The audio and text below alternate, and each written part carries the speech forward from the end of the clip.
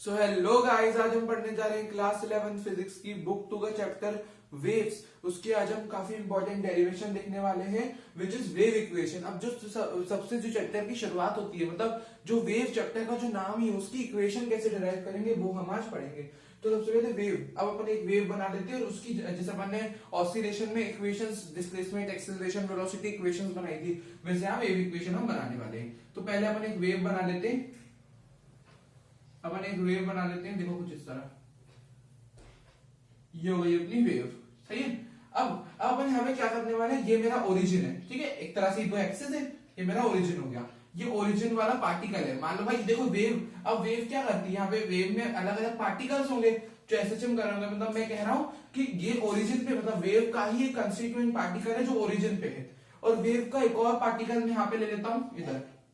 भाई वेव मतलब मैं कह सकता हूं ना कि वेव में कुछ ऐसे अलग अलग पार्टिकल्स होंगे जो अपना अलग अलग डिस्प्लेसमेंट कर रहे होंगे, ठीक है। अब यहाँ पे हम जो डिस्प्लेसमेंट की बात करेंगे वो वाई वाला डिस्प्लेसमेंट होगा। वाई है ना, ऐसा एसएचएम वाला डिस्प्लेसमेंट, ऊपर नीचे वाला मोशन, तो वो अपन उसकी बात करेंगे पहले। अब मैं आपको समझाऊंगा अभी वापस से, ठीक है। अब सबसे पहले अपन ये शुरुआत करेंगे सबसे पहले कि इसका जो डिस्प्लेसमेंट होगा। अब इसको जैसे ये मान लो एक रस्सी का एक सिरा है, ठीक है, मैंने एक रस्सी के एक सिरे को यहाँ से डिस्टर्ब किया, तो सबसे पहले इस वाले पार्टिकल को पता चलेगा, ये सबसे पहले मूवमेंट करेगा। और मूवमेंट कैसा करेगा, मतलब मान लो यहां तक की मेरी रस्सी है, ठीक है ना, मैंने यहां से रस्सी को पकड़ा और ऐसे मान लो इतनी रस्सी मेरे हाथ में, ठीक है। अब देखना, अब इसको मैंने पकड़ के ऐसे किया, तो सबसे पहले इस पार्टिकल को पता चलेगा, तो सबसे पहले ये पार्टिकल ऐसे एसएचएम करेगा, ये पार्टिकल ऐसे एसएचएम करेगा कि नहीं। यही वाला मेरा वाई वाला डिस्प्लेसमेंट की बात कर रहा हूं, ऊपर नीचे वाला डिस्प्लेसमेंट मैंने कहा। सबसे पहले ऐसा ऊपर नीचे वाला डिस्प्लेसमेंट ये वाला पार्टिकल करेगा, तो ये पार्टिकल ऐसे होगा, फिर आगे ऐसे ऐसे ऐसे ऐसे और वेव ट्रांसफर होगी। सबसे पहले किसको पता चलेगा, इस वाले पार्टिकल को, और सबसे पहले ये वाला डिस्प्लेसमेंट करेगा। फिर कुछ समय बाद कुछ समय का डिफरेंस होगा, फिर इस पार्टिकल को पता चलेगा, और फिर ये थोड़ी देर बाद इसका ऐसा मोशन होगा। तो इस तरह वेव में डिस्टर्बेंस ट्रेवल करेगा। और किस तरह ट्रेवल करेगा, पहले इस पार्टिकल को पता चलेगा, फिर इस पार्टिकल को। तो यहाँ पे हम जो ओरिजिन वाला पार्टिकल है ना, ये मेरा ओरिजिन वाला पार्टिकल है, ठीक है। इस पार्टिकल को भी एक रेफरेंस पार्टिकल की तरह मान के चल रहा हूँ, और इसको अपन यहाँ पे देखेंगे। तो देखो ये मेरा जो ओरिजिन वाला पार्टिकल है, मैं इसको क्या कह रहा हूँ, ओरिजिन वाला पार्टिकल, और ये मेरा कोई जनरल पार्टिकल है, ये तो एकदम ओरिजिन पे है, ये वाला है ना, और ये वाला कोई ओरिजिन से एक्स दूरी पे है, एक्स दूरी पे है ये वाला पार्टिकल, एक्स एक्सिस के हिसाब से एक्स दूरी पे, सही है।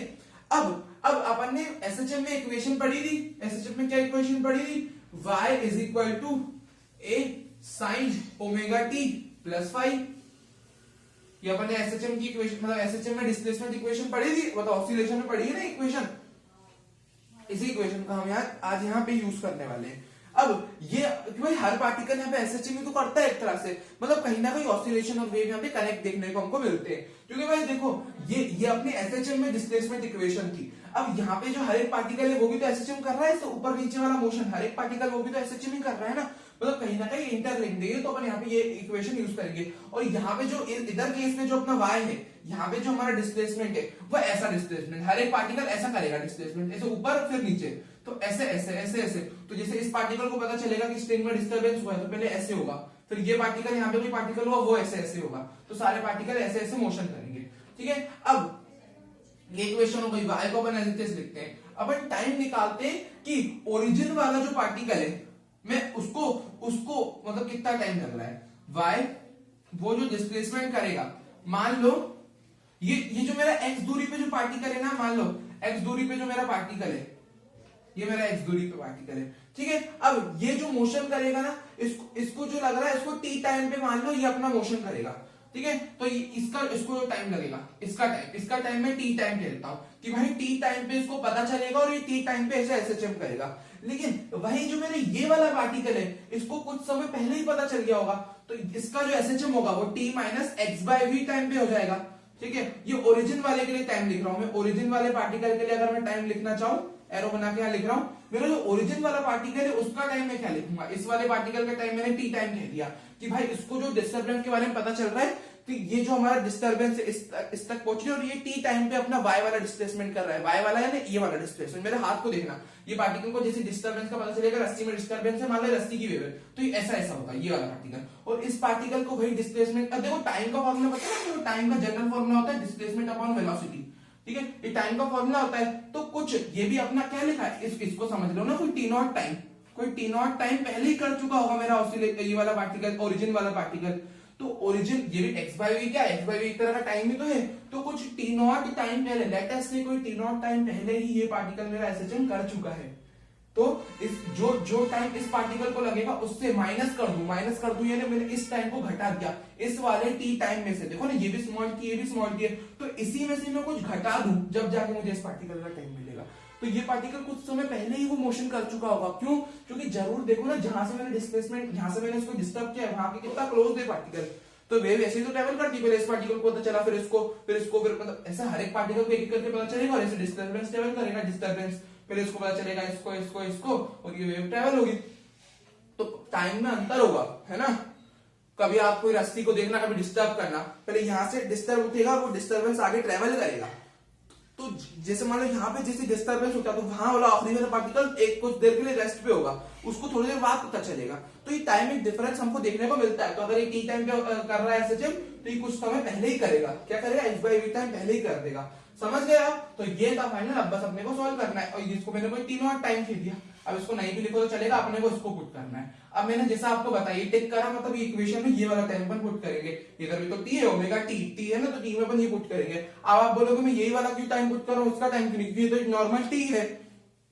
अपने को वेव की इक्वेशन बनानी है ना, तो मुझे जनरल चीजें चाहिए, उसमें एक्स चाहिए, वी चाहिए, मुझे ये सारी चीजें उसमें चाहिए अपनी इक्वेशन में। तो यहाँ तो टी का टी है, तो उससे इक्वेशन में तो कोई फर्क ही नहीं आएगा, मतलब। और चलो वो तो एक मैंने नॉर्मल बात कही, बट ये इसको अपन एक रेफरेंस पार्टिकल की तरह मान के चलते हैं कि भाई यहाँ पे इस पार्टिकल का टाइम थोड़ा पहले का है, और ये रेफरेंस पार्टिकल की तरह अपन इसको कंसीडर करते हैं, और इसका टाइम हमें पुट करते हैं। ओके, चलो अब इसका टाइम में यहाँ पुट कर देता हूँ, ए साइन ओमेगा टी की जगह मैं क्या लिखता हूं, अब यहाँ पे जो मेरा टाइम है वो मैंने बोला ओरिजिन वाले का लेना है, t minus x by v, ये मेरा ओरिजिन वाले पार्टिकल का time phi as it is. Phi पता है ना क्या होता है, इनिशियल फेज, कांस्टेंट एक इनिशियल फेज होता है, ये पहले से अपन ने अवस्था, फेज क्या होता है, अवस्था हिंदी में कहते हैं ना, और अपन ने पढ़ रखा है फेज क्या होता है, ऑसिलेशन में भी जब पढ़ते थे फेज आता था, ठीक है, इनिशियल फेज, पहले से ही कोई पार्टिकल कितना एंगल चल चुका है, बहुत सारी चीजें रहती थी।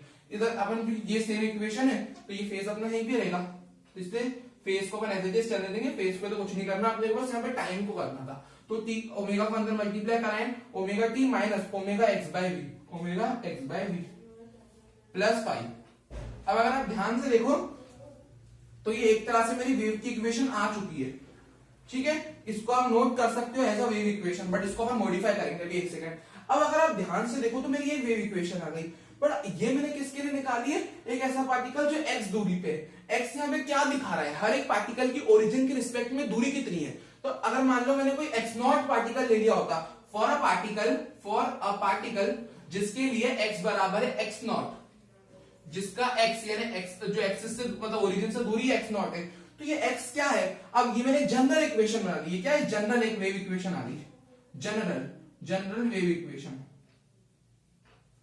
ये जनरल मेरी वेव इक्वेशन है। और अगर मान लो कोई स्पेसिफिक पार्टिकल मुझे यहाँ पे दिखाना है, तो मान लो कोई पार्टिकल है जो इधर से ओरिजिन से एक्स नॉट दूरी पे, जैसे एक्स दूरी पे था ये पार्टिकल, तो मान लो कोई ऐसा एक पार्टिकल है जो एक्स नॉट दूरी पे है, उसके लिए मैं क्या लिख सकता हूं, उसके लिए मैं ऐसा भी कह सकता हूं कि मैंने लिख दिया उसके लिए A sine omega t minus omega x naught by v, और उसका डिस्प्लेसमेंट क्या है, ओरिजिन से एक्स नॉट। तो मैंने ये कोई पार्टिकल के लिए एसएचएम इक्वेशन लिखी, मतलब सिर्फ उस पार्टिकल के लिए ये मैंने ये तो जनरल इक्वेशन बन गई, एक्स की जगह भाई अलग अलग पार्टिकल का पुट कर सकते हो। ये जनरल मैंने एक पार्टिकल के लिए कह दिया, उसका रहा होगा ओमेगा टी वी, वो सब उसका अपना अपने चीजें उसके पैरामीटर्स रहे होंगे, बट यहाँ पे मैं ये बताना चाह रहा हूँ कि इसकी जगह एक्स की जगह मैंने कोई और पार्टिकल के लिए भी डिस्प्लेसमेंट रख सकता हूँ। अब यहाँ पे मैं ओमेगा बाई वी को रिप्लेस करना चाहता हूँ, तो उसके लिए अपन क्या करेंगे, उसके लिए अपन एक नया कॉन्स्टेंट बनाएंगे। पहले आप इतना नोट कर लीजिए। चलो अब मैं क्या करना चाह रहा हूँ, यहाँ पे ना जो मेरी इक्वेशन आ गई है, मेरी इक्वेशन जो आ गई यहाँ पे जो ओमेगा बाय वी आया है उसको मुझे रिप्लेस करना है ना। मेरी इक्वेशन क्या आ गई है, पहले वो लिख लेते हैं अपन ये लिख लेते हैं, y is equal to a sine omega t, अब यहाँ पे तो मैं अभी तो एक्स ही लिख के चल रहा हूं, omega x by v plus 5। ठीक है, यहाँ पे मेरी इक्वेशन आ गई थी जनरल इक्वेशन, वो तो मैंने एक्स नॉट बाद में पुट किया। ठीक है, मेरी जनरल इक्वेशन यहाँ आ गई थी। अब मुझे ओमेगा बाय वी को अगर रिप्लेस करते हैं, अपन ओमेगा बाय वी की वैल्यू निकाल रहे थे, तो शुरू करते हैं ओमेगा बाय वी। अब ओमेगा बाय वी अपन ने देखा था कि जो ओमेगा बाय वी है ना अपना, यहाँ पे मुझे इसको रिप्लेस करना है, तो मैं इसको अलग से ले जाके इसकी वैल्यू निकालता हूँ। ओमेगा मेरा होता है 2 पाई टी, ठीक है, और नीचे मेरा वेलोसिटी है, इसको वेलोसिटी का अपन एज चल देते हैं, और इसके नीचे कुछ नहीं तो 1 लगा लेते हैं। ठीक है, तो 2 पाई टी मेरा हो जाएगा इंटू 1 बाय वी। अब वेलोसिटी को मैं देख लेता हूं मैं क्या लिख सकता हूं। वेलोसिटी यहां पे लिख लेते हैं। देखो वेलोसिटी मेरी क्या होती है, डिस्प्लेसमेंट बाय टाइम, है ना।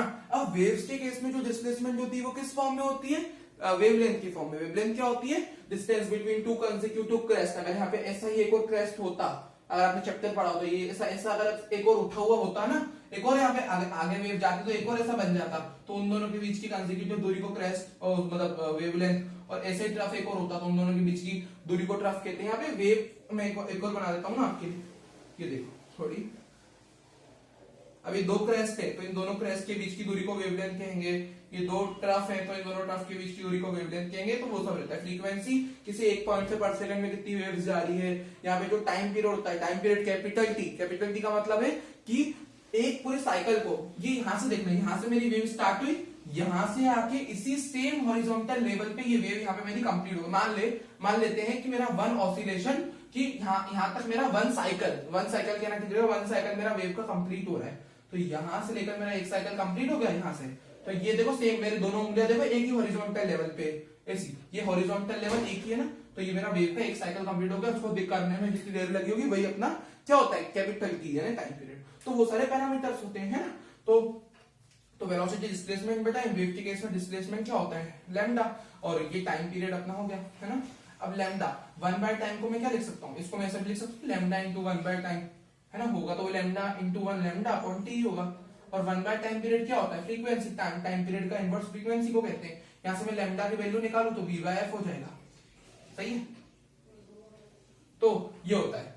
यहाँ पे अगर आप देख पाओ तो मेरा क्या बन रहा है, जैसे मैं यहाँ पे कर देता हूँ एक काम, मेरा लैम्डा यहाँ से देख लो v बाय f होता है, तो यहाँ पे क्या हो गया, ये 2 पाई, और यहाँ पे देखो ये v को मैं ऐसे लिख देता हूँ, यहाँ पे ये v मेरा डिनोमिनेटर में, तो मैंने 2 पाई न्यूमरेटर में 2 पाई इंटू 1 2 पाई, और v लिख दिया डिनोमिनेटर में, और टाइम पीरियड मेरा डिनोमिनेटर में, डिनोमिनेटर है ना 1 बाय टी की फॉर्म में, है ना। देखो ना ये 1 ऊपर मल्टीप्लाई में लिख सकता हूँ 1 अपॉन टी, जिसको मैं फ्रीक्वेंसी लिख सकता हूँ, क्या लिख सकता हूँ, फ्रीक्वेंसी। अब मैंने क्या कर दिया, उसको 1 बाय टी को फ्रीक्वेंसी लिख दिया। अब पूरा मैंने इस पूरे 1 बाय टी को अगर मैं फ्रीक्वेंसी लिख रहा हूँ तो ये मेरा फ्रीक्वेंसी न्यूमरेटर में लिखाएगा, किसमें, न्यूमरेटर में। क्यों, क्योंकि भाई मतलब ये मेरा 1 बाय टी, मैं इसको अलग से लिख देता हूँ। देखो ये 2 पाई बाय वी मैंने लिख दिया इनटू 1 बाय टी। अब मेरा 1 बाय टी क्या होता है, फ्रीक्वेंसी होता है ना, और फ्रीक्वेंसी तो ऊपर लिखा है 2 पाई बाय वी। और अगर आप यहाँ ध्यान से देखो तो 2 पाई, अब मेरा v बाय f क्या होता था, लैम्डा है। v बाय f मेरा क्या है, मेरा लैम्डा कैसे निकाला, मतलब वेलोसिटी डिस्प्लेसमेंट बाय टाइम करके लैम्डा निकाला।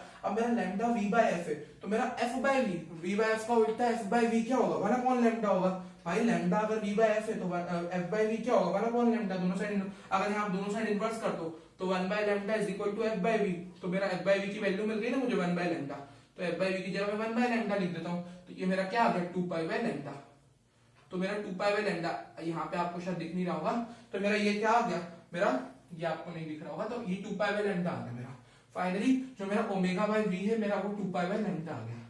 तो ये अगर आप ध्यान से देखो तो 2 पाई तो कांस्टेंट होता है, किसी भी वेव की वेवलेंथ भी कांस्टेंट होगी ना, मतलब थ्रू आउट अगर वो नॉर्मली अपनी वेव चल रही तो फिर लैम्डा को भी कांस्टेंट कह सकते हैं। तो ये मेरा पूरा एक कांस्टेंट होता है 2 पाई बाय लैम्डा, जिसको मैं k कह देता हूँ। तो ओमेगा बाय वी मेरा क्या आ गया, omega by v is equal to 2 pi by lambda आ गया, और इसी को मैं k कह देता हूँ। और k मेरा होता है एंगुलर, यहाँ पे मेरा एंगुलर वेव नंबर, ये मेरा होता है एंगुलर वेव नंबर, इसका नाम होता है एंगुलर वेव नंबर। ठीक है, तो ओमेगा बाय वी की जगह मैं यहाँ पे k डाल देता हूँ, है ना। जो मेरी डिस्प्लेसमेंट इक्वेशन थी उसकी जगह मेरे y वाली जो इक्वेशन थी मैं ओमेगा बाय वी की जगह यहाँ पे k डाल देता हूँ, या पूरा नोट कर लीजिए नीचे वाला। अब मैं इसकी जगह k डाल देता हूँ। k अपन क्यों डाल रहे हैं, ताकि अपन यहाँ पे के को अपन अभी इंट्रोड्यूस करवा रहे हैं कि भाई एक और नया फॉर्मूला बन गया omega is equal omega by v is equal to k. तो ओमेगा बाय वी की जगह आप के डाल दो, तो इस तरह से मेरी इक्वेशन हो जाएगी ए साइन ओमेगा टी, और ओमेगा बाय वी मेरा क्या हो जाएगा के एक्स प्लस 5। ये हो गया, ये मेरी वेव इक्वेशन यहाँ पे डिराइव हो गई, ये मेरी फाइनल वेव इक्वेशन हो गई। तो इसको आप नोट कर सकते हैं, ठीक है।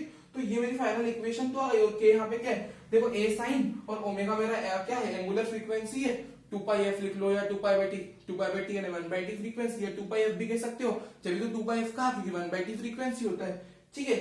ये अपना t हो जाएगा, ठीक है। स्मॉल t कैपिटल t अलग होता है, ठीक है। और यहाँ पे k क्या है मेरा, k जो मैंने निकाला 2π/λ, ठीक है। x मेरा उस पार्टिकल की दूरी ओरिजिन से, फाई अपना कांस्टेंट होता है, ठीक है। तो ये मेरी पूरी इक्वेशन होती है वेव की, ठीक है। तो इसी के साथ डेरिवेशन होती है कंप्लीट। बढ़िया से इसको प्रिपेयर कर लीजिएगा। Thank you for watching this video. Please do like share and subscribe the channel. Bye bye.